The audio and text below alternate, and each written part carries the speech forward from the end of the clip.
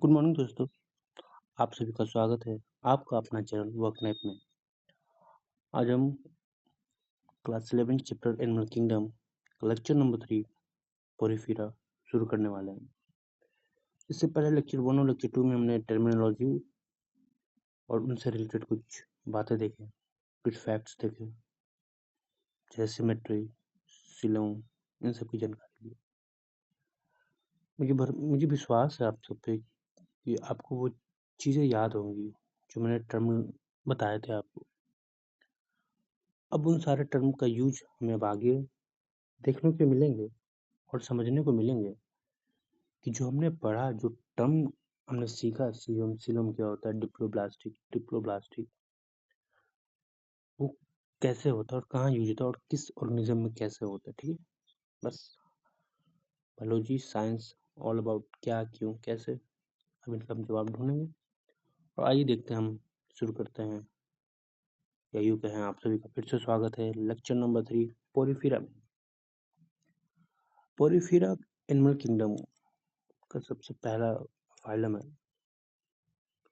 इसमें ज़्यादा स्पीसीज तो नहीं है, बट हाँ 1000 के आसपास है। 1000 अप्रॉक्स कहने का मतलब 5000 to 6000 स्पीसीज है ऐसा। मतलब ये अनऑफिशियली है, ऑफिशियली कितने रिकॉर्ड है मुझे देखना होगा डाटा। अनऑफिशियली इतने, इससे भी ज़्यादा हो सकता है। अगर हम इसके जनरल कैरेक्टरिस्टिक के बारे में बात करें, पोरीफेरा के बारे में, तो पोरीफेरा नाम से ही पोर बियरिंग ऑर्गेनिज्म को पोरीफेरा कहते हैं। जैसे हम देखते हैं पोर बियरिंग कहने का सेंस क्या है। अब देखिए, ये है पोरीफेरा के एग्जाम्पल्स, मैं आपको दिखाता हूँ।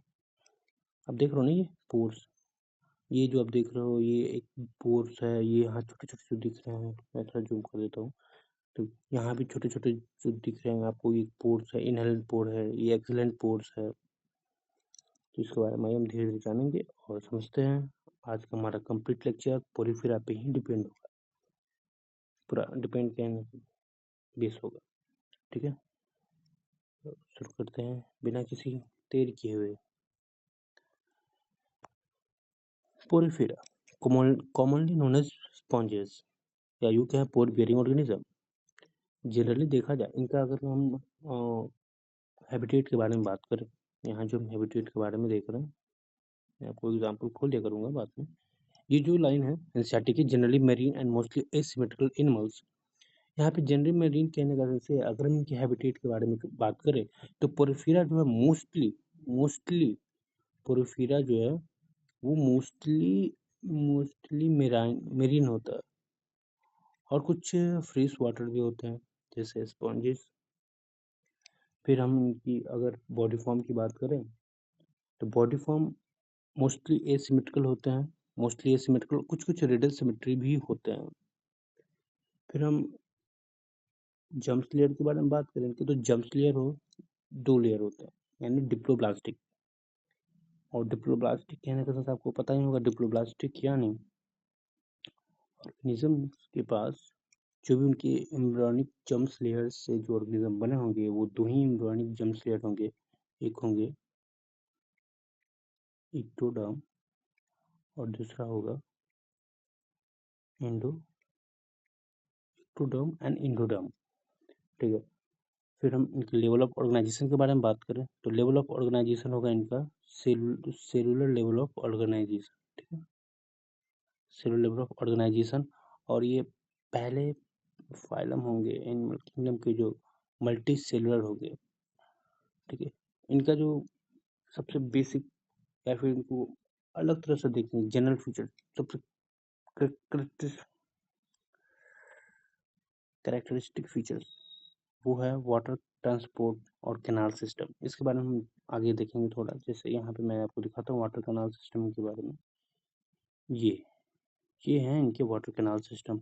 अब देखो, यहाँ से वाटर का एंट्री होगा, यहाँ पे वाटर आउट होगा, जिसको बोलेंगे ऑस्टिया। ये है इनहेलेंट पोर, ये है ऑस्कुलम, ये है एक्सिलेंट पोर। यहाँ से वाटर निकलेगा, इसमें जो भी न्यूट्रिएंट वगैरह आएंगे वाटर को इसके थ्रू एंटर करेंगे बॉडी के अंदर। यहाँ पे सेल्स होंगे, इंट्रासेलुलर डाइजेशन होंगे, न्यूट्रिएंट एक दूसरे से दूसरे सेल में जाने के लिए एमोबोसाइट्स की हेल्प लेंगे और फिर जो वाटर जो भी इसमें से एक्सक्रीटा वेस्ट इस पानी में निकालेंगे ये अपने इस अमोनिया होते हैं इनके मेनली एक्सक्रीटेड प्रोडक्ट, और फिर ये ऑस्कुलम के थ्रू यहाँ से ये पानी निकल जाएगा। वो पानी में गंदगी होगी जो भी ये छोड़े होंगे, ठीक है। तो ये है इनका वाटर ट्रांसपोर्ट और कैनाल सिस्टम। फिर यही है, देखो माइनर पोर्स होंगे जिसको मैंने बताया था ऑस्टिया। ऑस्टिया से ये जो बीच वाले बॉडी स्ट्रक्चर है ये है स्पॉन्जोसील। स्पॉन्जोसील और फिर यहाँ से जो वाटर निकलेगा वो है ऑस्कुलम। फिर इन जो वाटर कैनाल सिस्टम का जो फंक्शन है वो तीन काम के लिए है। पहला, एक तो फूड गैदरिंग, बिल्कुल फूड गैदरिंग। दूसरा है रेस्पिरेटरी एक्सचेंज, क्योंकि जो भी ऑक्सीजन डिजॉल्व होंगे वो पानी के थ्रू ही ऑस्टिया में आएंगे और इस स्पॉन्जियोसिल की बॉडी के थ्रू सेलुलर लेवल रेस्पिरेशन होगा या सरफेस लेवल, तो फिर ये CO2 इसमें पानी में वापस डिजॉल्व होंगे और ये स्क्रीट आउट हो जाएंगे। इस वजह से रेस्पिरेटरी एक्सचेंज में हेल्प करेंगे। और रिमूवल ऑफ वेस्ट, जैसा कि मैंने बताया, जो भी ये डाइजेशन के थ्रू एक्सक्रीटरी प्रोडक्ट को जनरेट करेंगे या रेस्पिरेशन के थ्रू, अमोनिया है बेसिक इनके एक्सक्रीटरी प्रोडक्ट, तो कह सकते हैं अमीनोटेलिक है, वो इस पानी में घुलेंगे और इस ऑस्कुलम के थ्रू बाहर आ जाएंगे। इनकी बॉडी वॉल के बारे में बात करें तो बॉडी वॉल इनके 3 लेयर्स में है। 3 लेयर्स बॉडी वॉल्स हैं, मैं दिखा रहा हूँ अगर हुआ तो। नहीं है, ठीक है। चलिए यहाँ पे मैं आपको थोड़ी सी जूम करके दिखाता हूँ बॉडी वॉल्स। आइए इनके बॉडी वॉल्स के बारे में जानते हैं। थोड़े ये इंसाइटिव में नहीं है बट मैं देखता हूँ। बॉडी वाले के 3 लेयर से बने होते हैं। पहला है पिनेकोडर्म, यहाँ पे जो है पिनेकोडर्म होंगे आउटर लेयर, इसको रीच कर देता हूँ। बॉडी वाले इनके 3 लेयर्स होंगे, आउटर पिनेकोडर्म, इनर वाले कोनोडर्म, ये जो कोनोसाइट्स होते हैं इनसे बने होते हैं, जिनको कॉलरस्यूल्स बोलते हैं। ये तो आपका यहाँ पे पिनेकोडर्म के सेल्स होंगे, पिनेकोसाइट्स। और ये जो बीच वाला लेयर है ये है मेसोहिल लेयर। मेसोहिल लेयर क्या है? मेसोहिल लेयर आपका अनडिफरेंशिएटेड लेयर है, ठीक है। इसमें आपको बहुत से सेल मिलेंगे जो इनके स्क्रीसन, इंट्रासेलुलाइजेशन, जर्म सेल्स होंगे, एमोबोसाइट, आर्क्यूसाइट। आर्क्यूसाइट इनके टोटिपोटेंट सेल होते हैं, जिसे किसी भी सेल का जरूरत हुआ, जिस मानो जर्म सेल बनाना हुआ तो वो आर्क्यूसाइट से ही जर्म सेल बना लेंगे। या फिर इन्हें कोनोडर्म सेल्स, यहाँ पे मान के चलते कि कोनो ये जो है ना कोनोडर्म सेल्स ये आउट हो गए, तो इन्हें वापस कोनोडर्म सेल्स बनना है तो आर्क्यूसाइट्स की हेल्प से कोनोडर्म बन जाएंगे। ये देखिए स्पिक्यूल्स है, इंटरसेल इनके जो है स्केलेटन है वो कैल्सियस भी हो सकते हैं या सिलिशियस भी हो सकते हैं। तो ये है इनके 3 लेयर। पहला पिनेकोडर्म जो पिनेकोसाइट से बना है, फिर इंटरनल लेयर कोनोडर्म जो कोनोसाइट से बना है, जो कॉलर सेल्स, जो हमें याद रखना चाहिए, इंपॉर्टेंट है, एनसीईआरटी में भी है ये कोनोडर्म। ये तो कोनोडर्म नहीं, कोनोसाइट्स, कोनोसाइट्स इसको हम कॉलर सेल्स भी कहते हैं, ठीक। फिर मैं ये देखता हूँ, ये है इनके 3 लेयर बॉडी। 3 लेयर के हैं।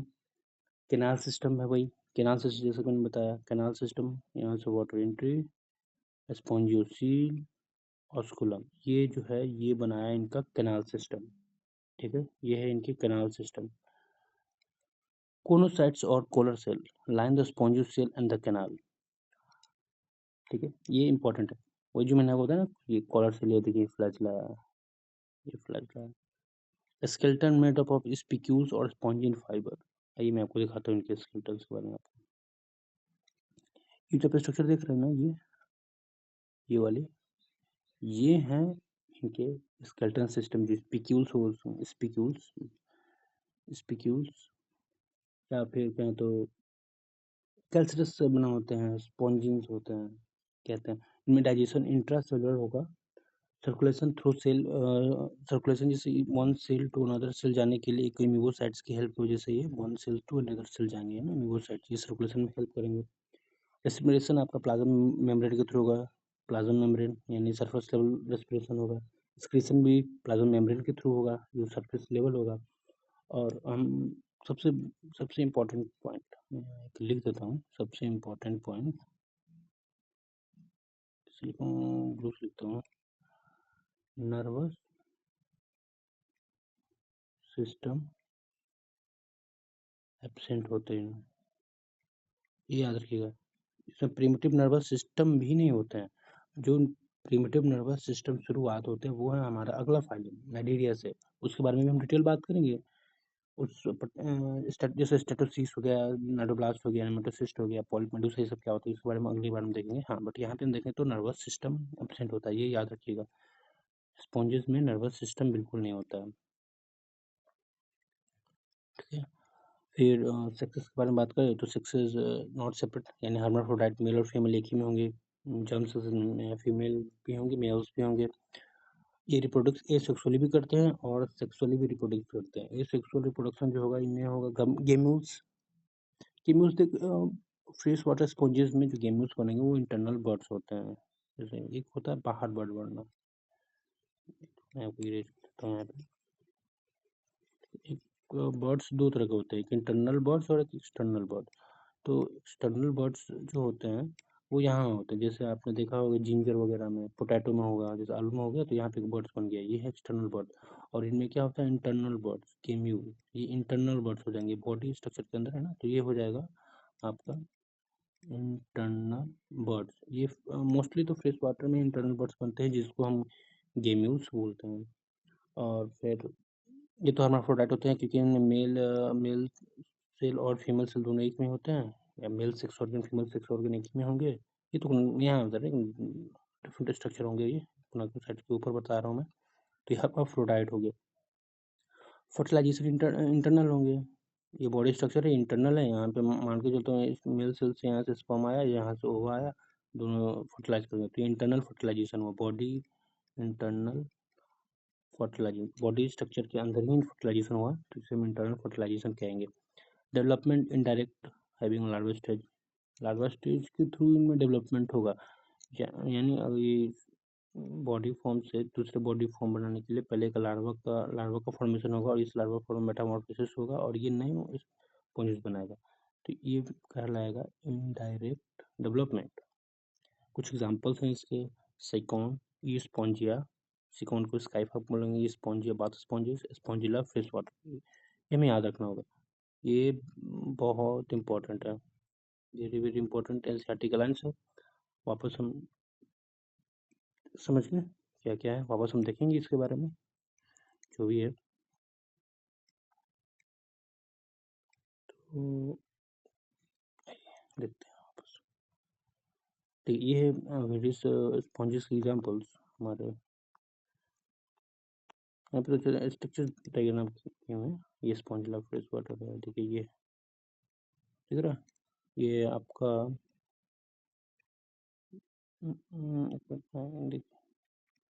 ये है आपका ऑस्कुलम, ऑस्कुलम यहाँ से है ostia, water entry canal system, यहाँ अंदर है स्पॉन्जियोसिल्स, ये आपका। फिर हमने यहाँ पे सिल्वर स्ट्रक्चर्स के बारे में देखा, ये बॉडी कनाल सिस्टम है, इनके वाटर कनाल, जिसमें समझो ये है आपका कोनोड्रम, पिनेकोड्रम, जिसको गिल्ली है लेयर, जो अनडिफरेंशिएटेड सेल, इसमें बहुत से सेल्स होते हैं, इसलिए सेलुलर लेवल ऑर्गेनाइजेशन, इनमें डिफरेंट टाइप्स ऑफ सेल्स आपको बॉडी के पर्टिकुलर फंक्शंस करते हैं और वो अपने काम को बांटे होते हैं, तो इस वजह से इनका जो ऑर्गेनाइजेशन होता है वो सेलुलर लेवल पे होता है, और आगे जो फाइलम होगा हम देखेंगे उसमें क्या होता है, लेकिन अभी फिलहाल इनमें सेलुलर लेवल ऑर्गेनाइजेशन नहीं होता है। देखिए 3 तरह की इसमें कैनाल सिस्टम होता है, जैसे जैसे हम आगे बढ़ते जा रहे हैं कैनाल सिस्टम की कम्प्लेक्सिटी उतनी बढ़ती जा रही है।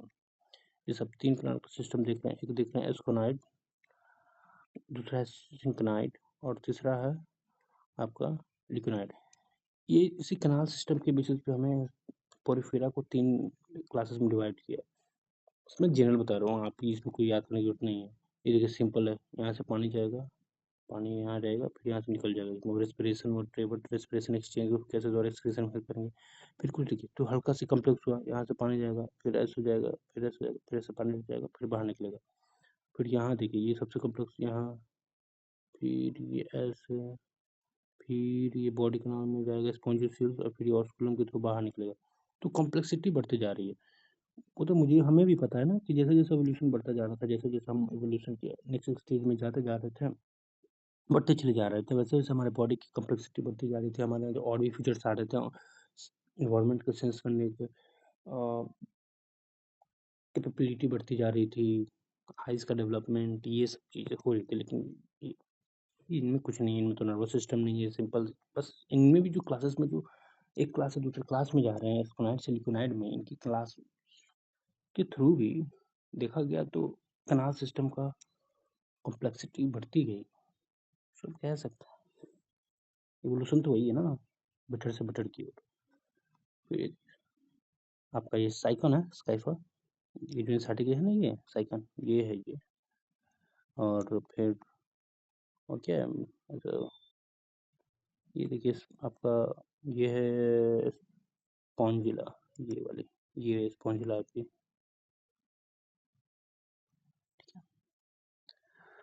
तो आज के लिए इतना ही।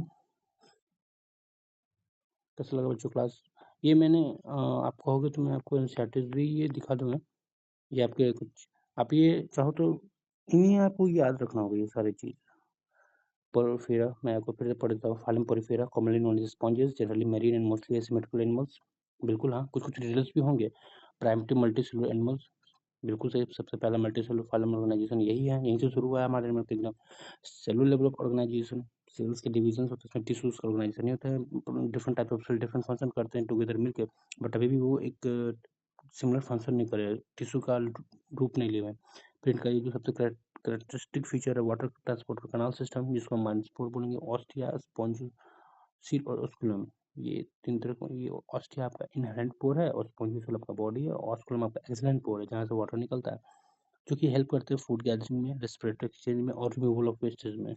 फिर कोलोसाइट्स और कॉलर सेल्स के बारे में बात करें, ये बॉडी वाल का जो 3 लेयर होता है, पिनेकोडर्म, कोनोडर्म्स और मेसोगिल लेयर, वो बीच वाली लेयर होती है मेसोगिल लेयर। मैं फिर से आपको दिखाता हूँ, थोड़ी सी और जूम कर देते हैं। मेसोगिल लेयर ये वाली, यहाँ पे आपका पिनेकोडर्म्स होंगे, यहाँ पे कोनोडर्म और मेसोगिल लेयर। ये जो कोनोडर्म लेयर पे जो ये है कोनोसाइट्स, जो कॉलर सेल्स कहते हैं। फिर ये लाइन स्पॉन्जोस, ये स्पॉन्जोसिल, ये स्पॉन्जोसिल की बॉडी कैविटी है। कैनाल्स का भी, कैनाल्स तो देखे नहीं, कैनाल्स है तो यहाँ पे हमने दिखा है। फिर सेक्सेस सेपरेट नहीं होंगी, क्योंकि इसमें मेल सेल्स और फीमेल सेल्स एक ही बॉडी में होंगे और वो स्पर्म ओवर निकालेंगे और फर्टिलाइजेशन का इंटरनल होगा। तो हर्माफ्रोडाइट, और वो फर्टिलाइजेशन पहले लार्वा बनेगा, फिर लार्वा से फिर न्यू स्पॉन्जियोस्फीयर बनेगा, और इंटरनल बर्थ भी होंगे इनमें, जिसको गेम्यूल्स कहेंगे। फिर development indirect larva stage, larva का नाम देखें तो ड्रैगन टाइप लार्वा भी होता है, एम्फीब्लास्टिड भी होते हैं, तो हमें इम्पोर्टेंट नहीं है, वो हम नहीं याद रखेंगे। कोई एग्जांपल देखें तो साइकन, ये स्पॉन्जिया स्पॉन्जिला, ये इंपॉर्टेंट है, ये हमें याद रखना है। ठीक है, धन्यवाद बच्चों। अगला फाइलम हमारा होगा फाइलम सिलेंड्राटा। तब तक के लिए शुक्रिया। और मैं अगले सोच रहा हूँ कि अगले जो लेक्चर्स में लाऊँ, वहाँ की शुरुआत में कुछ मैं पोरिफेरा से रिलेटेड क्वेश्चन कराऊँ, और एनसीईआरटी को मैं दिखा दूँ कि हाँ एनसीईआरटी हमने सारी चीज़ कवर कर लिया कि नहीं। कैसा रहेगा? सही रहेगा ना? ठीक है, अगर जैसा लगता है तो हम अगले लेक्चर में शुरू करेंगे। धन्यवाद बच्चों, पढ़ाई करते रहें, स्टे मोटिवेटेड।